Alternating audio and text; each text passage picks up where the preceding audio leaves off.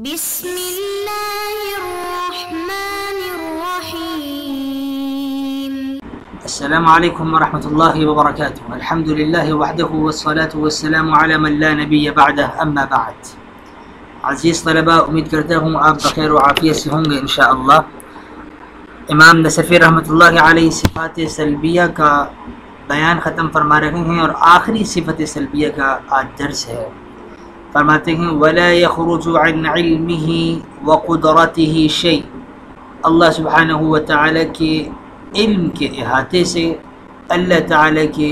قدرت سے، اللہ تعالی کی قدرت سے کوئی چیز نہیں نکلتی، یعنی اللہ تعالی کا علم محیط ہے ہر شے کو، اللہ تعالی کی قدرت بھی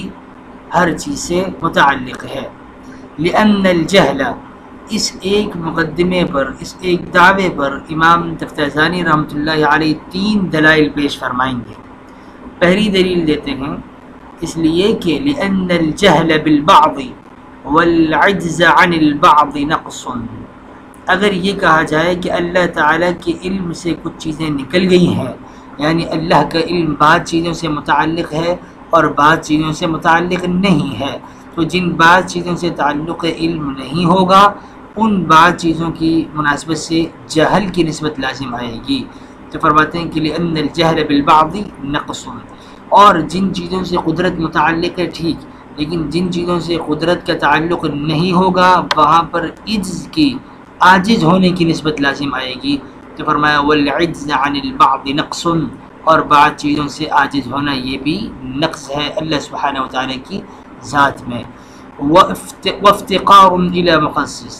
دلیل ثانی یہ دیتے ہیں کہ بعض چیزوں سے علم کا یا قدرت کا متعلق ہونا اور بعض چیزوں سے علم کا یا قدرت کا متعلق نہ ہونا، اس میں ہمیں مرجح کی ضرورت پڑے گی، مخصص کی احتیاج ہوگی کہ اس مخصص نے بعض چیزوں سے علم کو اور قدرت کو متعلق کر دیا جبکہ دیگر بعض چیزوں سے علم اور قدرت کو متعلق نہیں کیا، تو یہ قول اختیار کرنا کہ مرجح کی احتیاج ہے، مرجح کی ضرورت ہے، اس کا مطلب یہ ہے کہ قدرت خداوندی کو قدرت غیر کے تابع ماننا ہے، اور اس کا ابطال گزشتہ اسباق میں ہو چکا ہے۔ دلیل ثانی اس مقدمے پر اور دعوے پر کہ اللہ کا علم اور قدرت ہر چیز پر محیط ہے، دلیل ثانی دیتے ہیں مع ان النصوص القطعیہ ناطقۃ بعموم العلم وشمول القدرت، نصوص قطعیہ اس بات کو بتا رہی ہیں کہ اللہ کا علم عام ہے، اللہ کی قدرت شامل ہے ہر چیز کو، فَهُوَ بِكُلِّ شَيْءٍ عَلِيمٌ، چنانچہ ارشاد خداوندی ہے کہ اللہ تعالیٰ کا علم ہر چیز پر محیط ہے، وَعَلَى كُلِّ شَيْءٍ قَدِيرٌ، اور اللہ تعالیٰ ہر چیز پر، ہر ممکنہ چیز پر قادر ہے۔ لَا كَمَا يَزْعُمُ الْفَلَاسِفَةُ، اس طرح نہیں، یہ تو علماء اہل سنہ والجماعہ کا عقیدہ ہوا کہ اللہ کا علم ہر چیز کو محیط ہے، اللہ کی قدرت ہر چیز کو شامل ہے، لیکن فلاسفہ کا کیا نظریہ ہے؟ فرماتے ہیں لا كما يزعم الفلاسفہ، اس طرح نہیں جیسے فلاسفہ یہ گمان کرتے ہیں، انہ لا يعلم الجزئیات، کہ اللہ تعالیٰ کو جزئیات کا علم نہیں ہے، ولا يقدر على اکثر من واحد، اور العیاذ باللہ اللہ تعالیٰ ایک سے زیادہ پر قادر نہیں ہے۔ تو فلاسفہ نے یہ 2 دعوے قائم کیے، اللہ کے علم اور اللہ کی قدرت سے متعلق۔ علم کے بارے میں کہا کہ اللہ تعالیٰ عالم کلیات تو ہے لیکن عالم جزئیات نہیں، اور قدرت کے متعلق کہا کہ اللہ تعالیٰ کی قدرت جو ہے وہ لا يقدر، اللہ تعالیٰ ایک سے زیادہ چیز پر قادر نہیں ہے، جبکہ دہریین نے بیان دیا على انہ تعالی لا يعلم ذاتہ، کہ اللہ تعالیٰ اپنی ذات کا علم نہیں رکھتے، اور نظام معتزلی نے اس بات کو پروموٹ کیا على انہ لا يقدر على خلق الجہل والقبیح، کہ اللہ تعالیٰ جہل اور بری اشیاء اور قبائح کے خالق نہیں ہیں، اس پر قادر بھی نہیں ہے، یعنی جہل اور قبیح چیز کی تخلیق اللہ تعالیٰ نہیں فرماتے۔ والبلخی على انہ لا يقدر على مثل مقدور العبد، اور بلخی نے کہا کہ اللہ تعالیٰ العیاذ باللہ قادر نہیں ہے ان چیزوں پر على مثل مقدور العبد جن پر بندہ قادر ہے، اور خدا ان پر قادر نہیں ہے. جبکہ عام معتزلہ کا مذہب یہ تھا، وعامۃ المعتزلہ، عمومی طور پر عام معتزلہ کا مذہب یہ ہے، انہ لا يقدر علی نفس مقدور العبد، کہ اللہ تعالیٰ عین اس چیز پر قادر نہیں ہے، نفس اس قدرت پر، اس چیز پر قادر نہیں جس پر بندہ قادر ہے.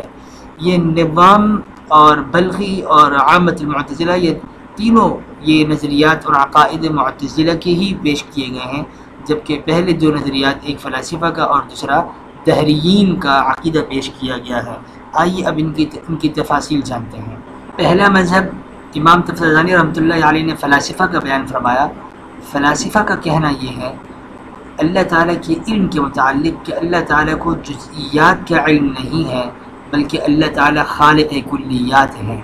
کلیات کو تو جانتے ہیں لیکن جزئیات کو العیاذ باللہ نہیں جانتے. یہی وجہ ہے کہ امام غزالی رحمۃ اللہ علیہ نے 17 مسائل میں معتزلہ کی فلاسفہ کی عفواً تفسیق فرمائی ہے، جبکہ 3 مسائل میں امام غزالی رحمۃ اللہ علیہ نے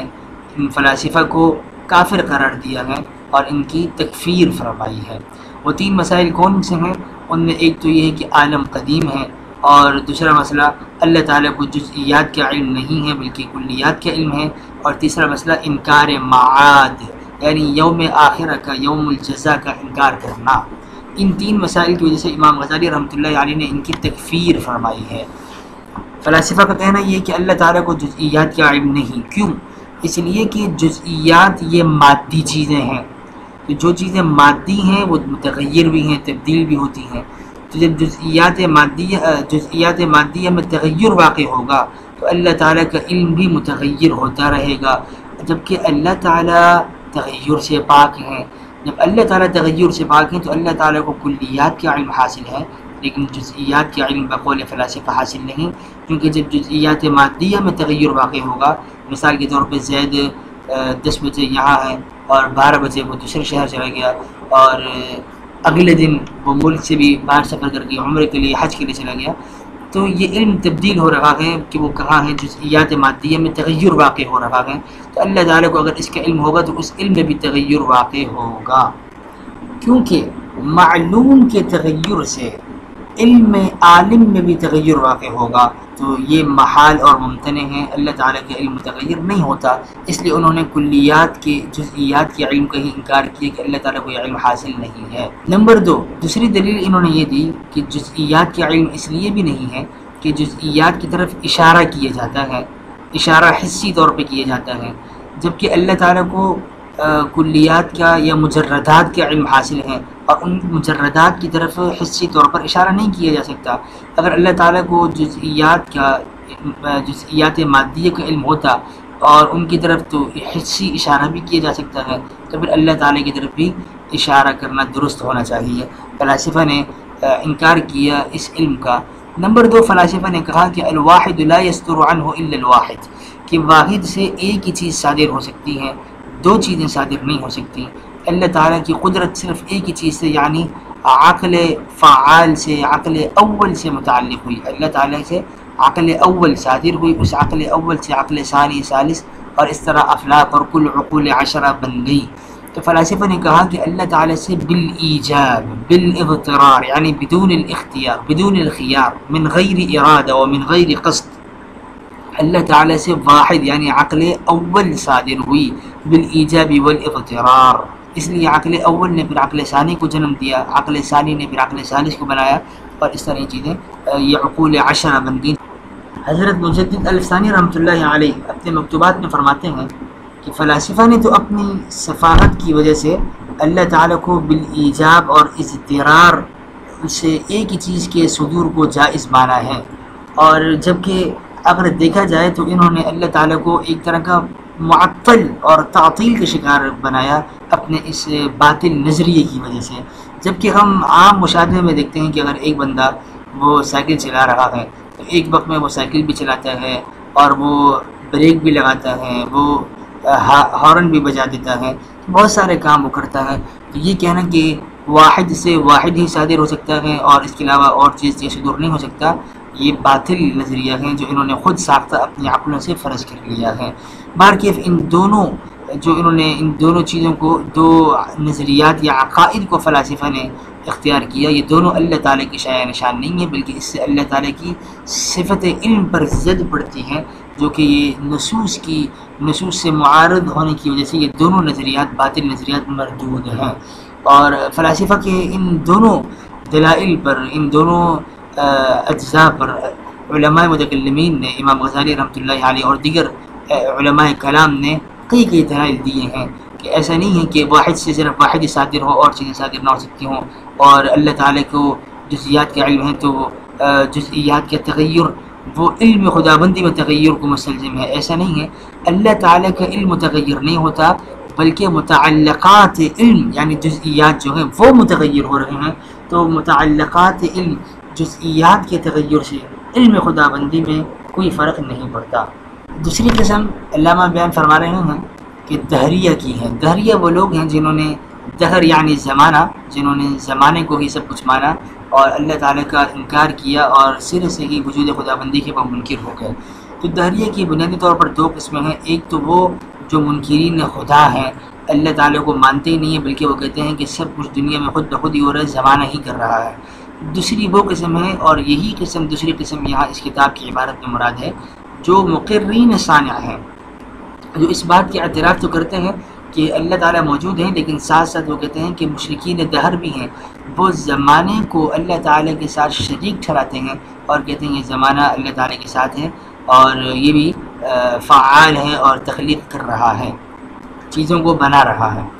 تو مشرکین دہر جو زمانے کو شریک ٹھہراتے ہیں اللہ تعالیٰ کا،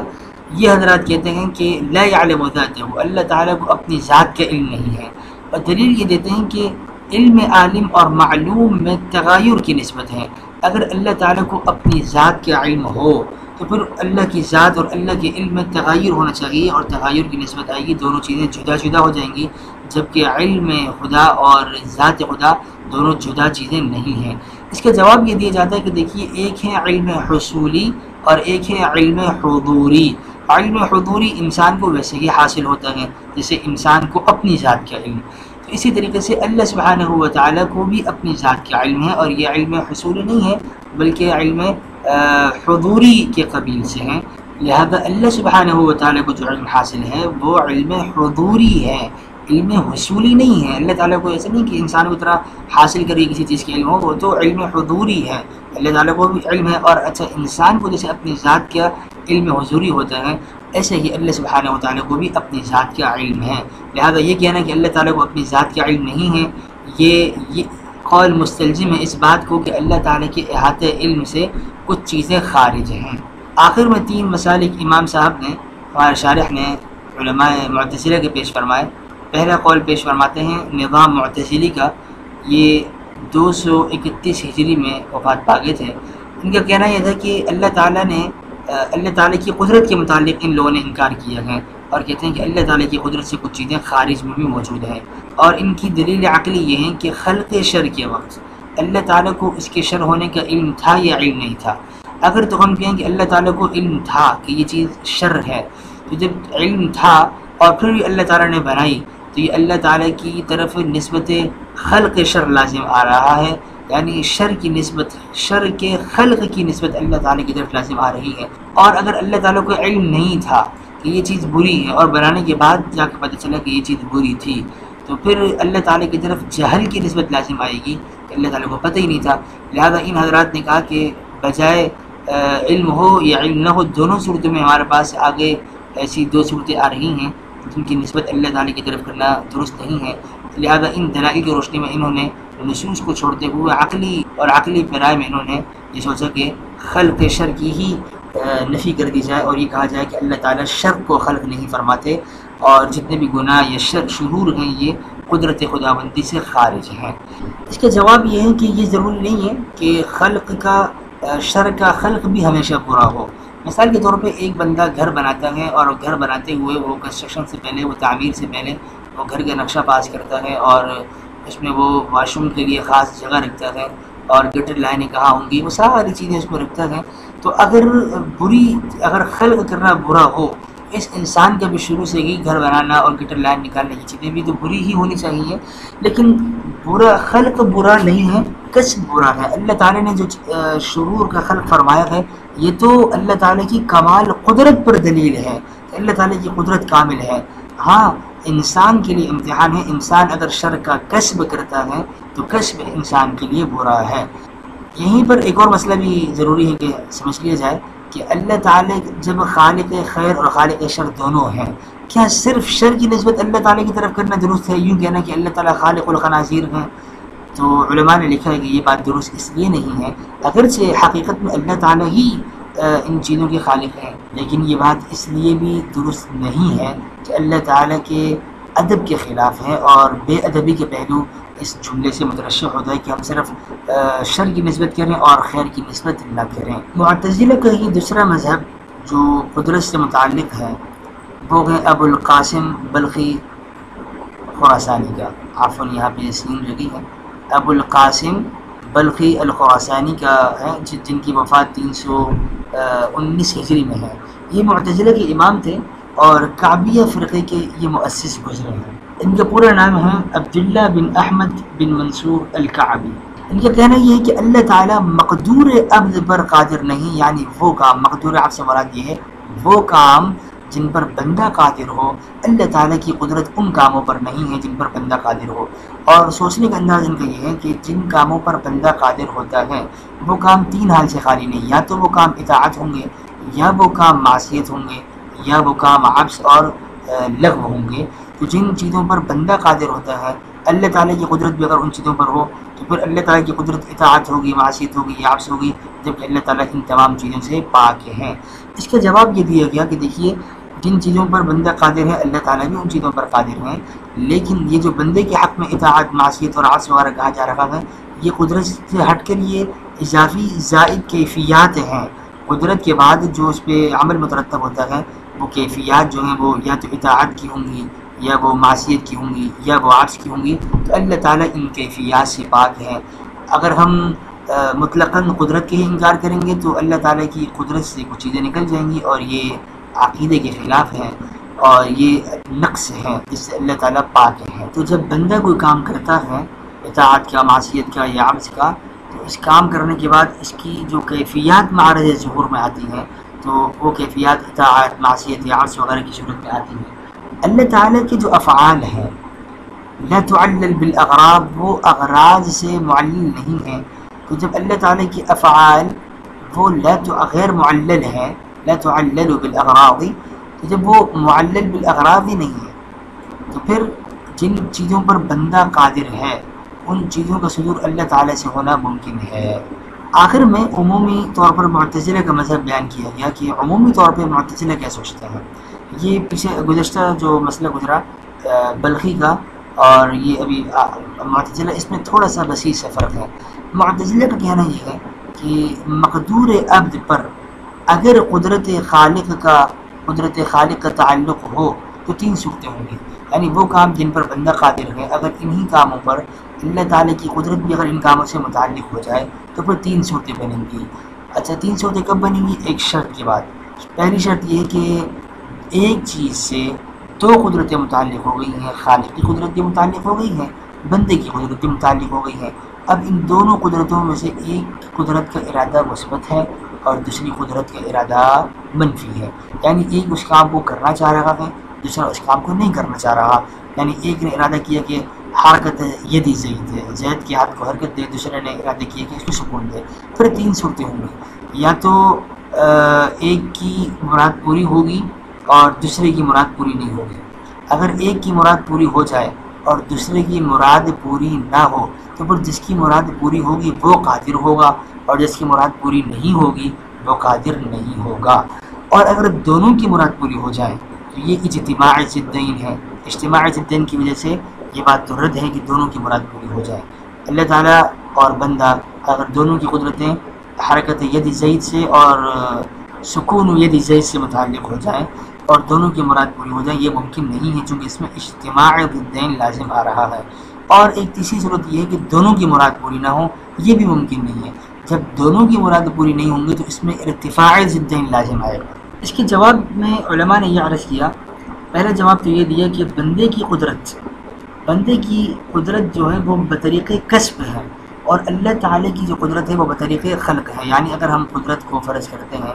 اور ایک قدرت جو ہے وہ بندے کی ہے اور ایک قدرت اللہ تعالیٰ کی ہے، جیسے ہم نے گزشتہ اسباق میں پڑھا کہ بندوں کا علم اعراض کے قبیل سے ہے، حادث ہے، جائز الوجود ہے، اللہ تعالیٰ کا علم قدیم ہے، واجب الوجود ہے۔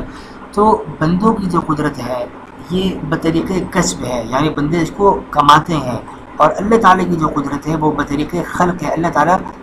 اس چیز کا، اس مخلوق کا خلق فرماتے ہیں، لہذا دونوں میں فرق ہو گیا۔ اور یہ کہنا کہ ایک کی مراد پوری ہو ایک کی مراد پوری نہ ہو، یا دونوں کی پوری ہو یا دونوں کی پوری نہ ہو، یہ قضیہ یا یہ جو وجہ الحصر بیان کیے گئے یہ درست نہیں ہے، چونکہ یہاں پہ قدرتوں میں، دونوں قدرتوں میں ہی فرق ہے۔ دوسرا جواب یہ دیا جاتا ہے کہ دیکھیے بندے کی جو قدرت ہے وہ بنسبت، اگر ہم اس کی اضافت اللہ تعالیٰ کی طرف کریں، اس کے مقابل مانیں تو بندے کی قدرت تو ضعیف ہے، اس میں کوئی شک نہیں کہ بندے کی قدرت ضعیف ہے، اور جو تاثیر اللہ تعالیٰ کی ہے قدرت کی وہ قوی ہے۔ اگر بندے کی قدرت خالق کی قدرت کے بالمقابل آ جائے تو واضح بات ہے کہ خالق کی قدرت کام کرے گی اور بندے کی قدرت کام نہیں کر سکتی، لیکن اس کے باوجود بھی چونکہ یہ ضعیف ہے، لیکن اس کے باوجود بھی بندے سے قدرت کا انتفاع نہیں ہوگا، بلکہ اس کو بھی اللہ تعالیٰ نے بطریق کسب ایک طرح کی قدرت اللہ تعالیٰ نے اس کو دی ہے اور وہ کسب کرتا ہے۔ تو معتزلہ کا یہ کہنا کہ مقدور عبد پر اللہ تعالیٰ قادر نہیں ہے یہ بھی درست نہیں ہے۔ لہذا مسئلہ واضح ہوا کہ اللہ تعالیٰ کے علم سے اور قدرت سے کوئی چیز بھی خارج نہیں ہے، کیونکہ کوئی چیز اگر خارج ہو تو پہلی دلیل جہل اور عجز لازم آئے گا، بعض چیزوں سے یہ نقص ہے، اللہ تعالیٰ کے شایع نشان نہیں، اور جن چیزوں سے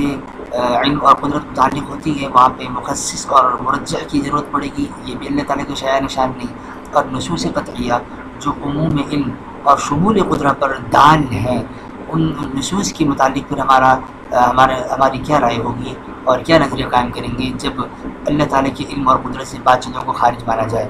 آگے فلاسفہ پر اور نظام معتزلی، دہریہ، بلخی اور عامۃ المعتزلہ، جیسے میں نے عرض کیا کہ بلخی ان کا یہ نظریہ اور عامۃ المعتزلہ میں فرق یہ ہے کہ بلخی کعبی کا کہنا ہے کہ لا يقدر على مثل مقدور العبد، یہاں پر نوع کو مراد دیا جا رہا ہے، جبکہ معتزلہ نے کہا ہے لا يقدر على نفس مقدور العبد، یعنی جو مقدور عبد کا جو عین جزئی فعل ہے اس پر اللہ تعالیٰ قادر نہیں ہے۔ یہیں سے ایک اور مسئلہ بھی علماء نے اس کے استنباط کیا جس کو ہم امکان کذب کے نام سے جانتے ہیں، کیا اللہ تعالیٰ جھوٹ کے صدور ممکن ہے یا نہیں؟ اگر جھوٹ کا صدور امکان کذب، جس کو امکان کذب کے نام سے عنوان دیا گیا، اگر عدم امکان کا قول اختیار کیا جائے گا تب بھی یہی دلائل قائم ہیں کہ عجز کی نسبت لازم آئے گی کہ اللہ تعالیٰ اس سے عاجز ہے والعیاذ باللہ، اور کسی بھی چیز سے عجز کا ہونا یہ نقص ہے جو اللہ تعالیٰ کے شایان شان نہیں ہے۔ دوسرا یہی افتقار الی مخصص بھی لازم آئے گا۔ نمبر 3 اللہ جو نصوص قطعیہ ہیں وہ تو اللہ تعالیٰ کی شمول قدرت پر شاہد ہیں، جیسے علی کل شیء قدیر، تو امکان کذب یہ بھی تحت قدرت ہی آنا چاہیے۔ اگر عدم امکان کے قول اختیار کریں گے تو قدرت سے یہ امکان کذب کا مسئلہ نکل جائے گا اور قدرت اس پر شامل نہیں ہوگی۔ اب سوال یہ پیدا ہوتا ہے کہ اگر ہم امکان کذب کو مان لیتے ہیں کہ یہ مسئلہ ممکن ہے، تحت قدرت آتا ہے اور ممکن ہے کہ کذب کا صدور ہو، لیکن کیا امکان وقوع کو بھی مستلزم ہے؟ تو اس کے جواب یہ دیا گیا کہ نہیں، بالکل نہیں۔ امکان کذب یہ تنزیہ باری کے منافی نہیں ہے، یہ تنزیہ باری کے منافی نہیں ہے، ہاں وقوع کو مستلزم نہیں ہے۔ امکان کذب کا مسئلہ وقوع کذب کو مستلزم نہیں ہے، اور وقوع وہ تنزیہ باری کے منافی ہے، لہذا وقوع کی تو بھی ہم بھی نفی کرتے ہیں، ہم نہیں کہتے کہ کبھی بھی وقوع کا، کبھی بھی کذب کا صدور ہوا ہے۔ امکان ہونا اور بات ہے، وقوع کا نہ ہونا اور بات ہے۔ یہاں ایک مشہور سوال یہ جن کو بعض حضرات نے یہ بھی عنوان دیا، یعنی امکان کذب کو انہوں نے عنوان بدل دیا جو شایان شان خداوندی نہیں ہے، اور عنوان یہ دیا کہ العیاذ باللہ خدا تعالیٰ جھوٹ بولتا ہے، والعیاذ باللہ من ذالک۔ امکان کذب یہ وقوع کو مستلزم نہیں ہے، لہذا اس سے اللہ تعالیٰ کا جھوٹا ہونا لازم نہیں آتا۔ دیکھیے قدرت، کسی چیز پر قدرت کا ہونا اور اس قدرت والے کام کو نہ کرنا، قدرت تو ہے لیکن اس قدرت والے کام کو نہیں کر رہا، اور قدرت کا ہونا اور قدرت والے کام کو نہ کرنا، اس کا ارتکاب نہ کرنا، اس کام کا مباشر نہ بننا، یہ اس کام سے متصف ہونے کی دلیل نہیں بن سکتی۔ مثال کے طور پہ ایک بندہ وہ نجاست کھانے پر قادر ہے، آکل للنجاسہ، نجاست اور گندگی غلاظت کھانے پر قادر ہے، کیا اس کا صرف قادر ہونا ہم اس کو متصف کر دیں گے کہ گندگی کھاتا ہے؟ ایسا نہیں ہے، قادر ہونا اور چیز ہے، قدرت علی الشیء